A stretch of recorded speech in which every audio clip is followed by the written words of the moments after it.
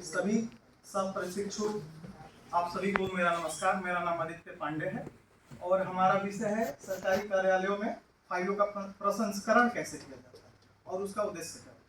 उद्देश्य से यह समझना है कि सरकारी दफ्तरों में एक पत्र पर निर्णय कैसे लिया जाता है, इसके बारे में हम लोग बात करेंगे। और हमने अपने ग्रुप का एक नाम रखा है, उसके बारे में विनीत जी बताएंगे। तो जैसा बताया जैसा कि हमारे सभी ने बताया आदित्य ने कि हमारा टीम का नाम है और हमारा टीम का नाम है वैम्प्स। तो ये वैम्प एक्चुअली एंकरिंग होता है वैम्पायर का, पर ये हम लोग वैम्पायर नहीं है। हम लोग का जो इनिशियल है, हम लोग का नाम का जो इनिशियल लेटर से हम लोग का नाम बना है Vamps. V stand for Vineet Kumar, A for Aditya Pandey, M for Mohit Bhatt, P for Prasoon, S for Sunny Saket, Shekhar Suman, Suraj and Suman Raj. 8 vampires। तो अब एक्सप्लेन करेंगे आगे आदित्य डाक प्राप्ति। और देखिए, कार्यालय में सबसे महत्वपूर्ण है पत्र और डाक, जिसके बारे में हम बात करने वाले हैं। तो सबसे पहला हम लोग का मुख्य बिंदु है डाक प्राप्ति और डायरी। तो विनीत जी बताइए, हमको ये बताइए कि आखिर डाक प्राप्ति होती कैसे। कार्यालय में सभी पत्रों को आगत पन्ने पे प्राप्त किया जाता है, इसी से डाक प्राप्ति होती है। और हमने कार्यालयों में बहुत बार सुना है नंबर, डायरी नंबर, इसके बारे में आप कुछ बता सकते हैं। जितने भी डाक प्राप्त होते हैं सभी को एक यूनिक डायरी नंबर दिया जाता है, यही डाक नंबर होता है। और डाक का वितरण कैसे होता है। डाक प्राप्ति और डायरी नंबर के बाद उससे संबंधित विभाग में भेज दिया जाता है, इसी तरह से डाक वितरण किया जाता है। इसके आगे के मुख्य बिंदुओं पर प्रकाश डालने के लिए हमारे सहयोगी सुमन राज आएंगे। सुमन राज,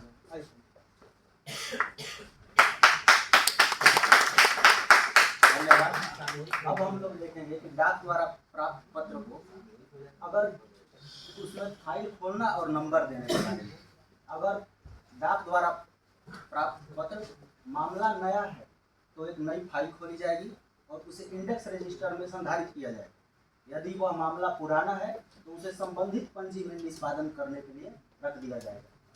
इसके आगे हम लोग देखेंगे फाइल के दो भाग होते हैं, जो बहुत अहम मुद्दा है।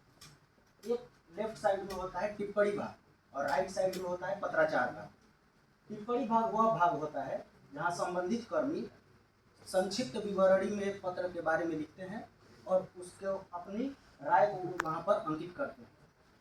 राइट साइड में होता है पत्राचार भाग, जो आने जाने वाले पत्रों को वहां पर संरक्षित किया जाता है। आगे की प्रक्रिया के लिए मैं अपने सहयोगी शेखर सुमन जी को यहाँ आमंत्रित करना चाहूँगा।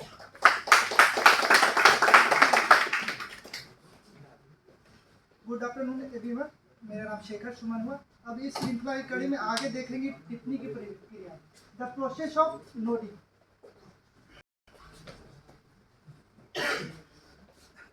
इसमें सर्वप्रथम सबसे महत्वपूर्ण भाग है परिभाषा। ठीक है, फाइल को नोटिंग वाले हिस्से में मामले को संक्षिप्त विवरण किया जाता है। इसका उद्देश्य यही होता है कि निर्णय लेने में अधिकारी को मदद हो सके और इसका कुछ खास नियम होता है, जैसे कि टिप्पणी संक्षिप्त होना चाहिए, स्पष्ट होनी चाहिए और मर्यादित भाषा में होनी चाहिए, जिससे अधिकारी निर्णय लेने में उनको सहज महसूस हो सके। नेक्स्ट के लिए सूरज कुमार आए।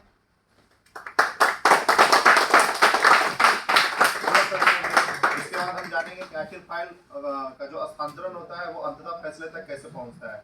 तो आफ्टर टिप्पणी और ड्राफ्टिंग के बाद ये पत्राचार लिपिक प्रधान लिपिक के पास भेज देते हैं, जहां उनको निरीक्षण करना होता है उस पत्र को। अगर उसमें कोई त्रुटि पाई जाती है तो वो उसे सुधारते हैं, या फिर उसमें अगर कुछ जोड़ना हो तो उसे जोड़ते हैं। जोड़कर वो अपने कार्यालय प्रधान के पास भेज देते हैं, जहां वह अंततः निर्णय लिया जाता है। इसके आगे की जानकारी हमारे प्रसून कुमार बताएंगे। गुड आफ्टरनून एवरीवन, मेरा नाम प्रसून है और मैं आगे की बात कर रहा हूँ।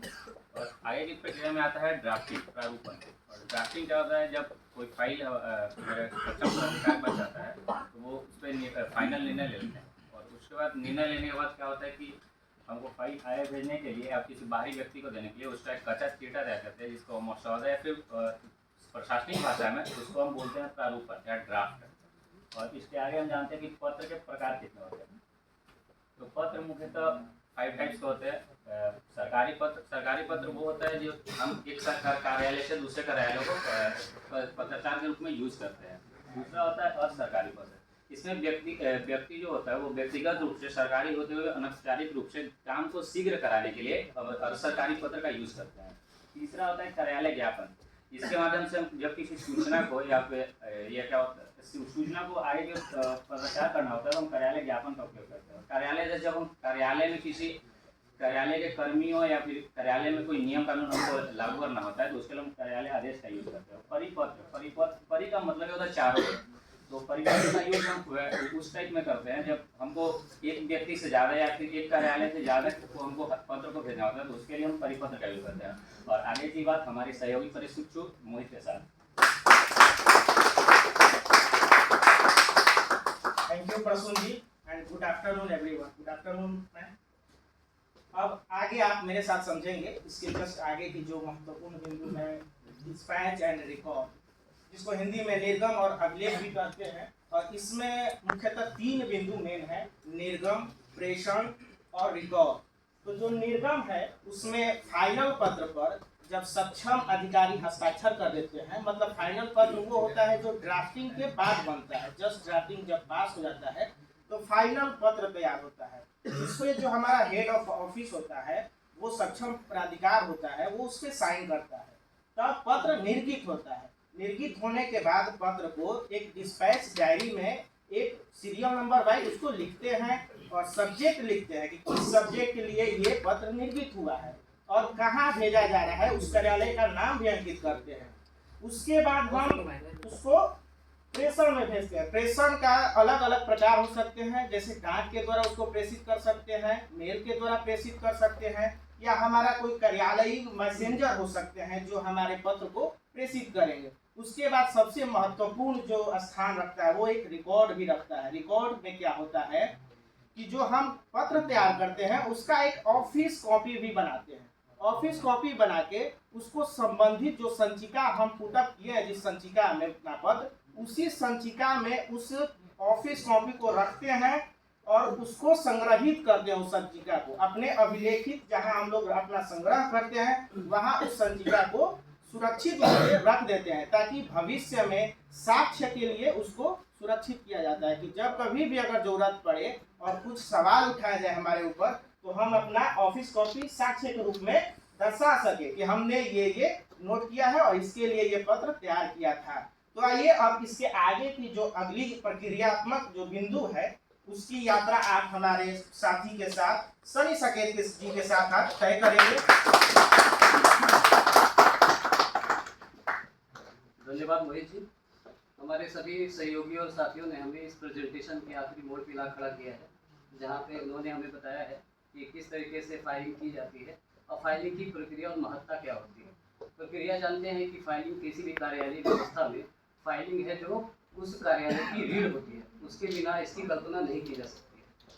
साथ ही साथ जो कार्यालयीय प्रक्रिया है उसमें एक ट्रांजिशन का दौर है। हम लोग जानते हैं कि जो फिजिकल फाइलिंग होती है उसमें कुछ चुनौतियाँ आती हैं।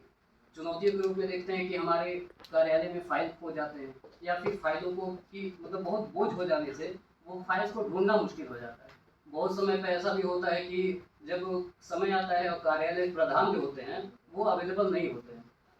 इस वजह से ट्रांजिशन का दौर है और सरकार ने ई ऑफिस प्रणाली की शुरुआत की है, जहाँ पे भौतिक कागजों की जगह अब हम डिजिटल फाइल्स का उपयोग कर रहे हैं। फाइलों का खोना बंद हो गया है, कार्य में पारदर्शिता आ गई है और बहुत तेजी से निर्णय लेना शुरू हो चुका है। साथ ही साथ अगर कार्यालय प्रधान जो है वो अगर अवेलेबल नहीं रहते हैं तो वहाँ पे भी फाइलों को आगे बढ़ाया जा सकता है ई साइनिंग के द्वारा। आप लोगों ने हमारे इस छोटे से प्रयास को इतने धैर्य के साथ सुना और सराहा, इसके लिए मैं आप सबका हार्दिक अभिनंदन करता हूँ।